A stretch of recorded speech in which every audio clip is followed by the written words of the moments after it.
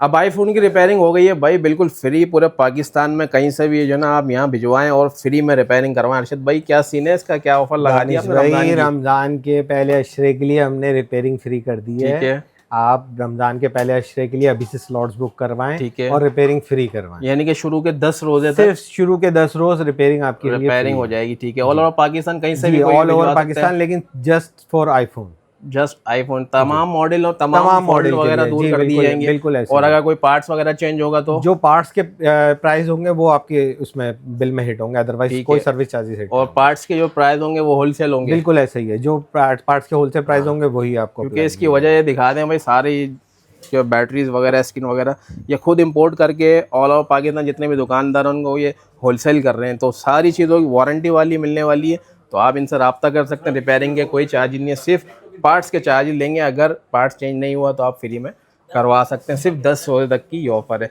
अपना एड्रेस बताइए अरशद भाई। दानिश भाई, shop number 1F, new Sarina family market, सकिया ठीक सर, है, कराची। और कॉन्टैक्ट नंबर? 0300 2466 337।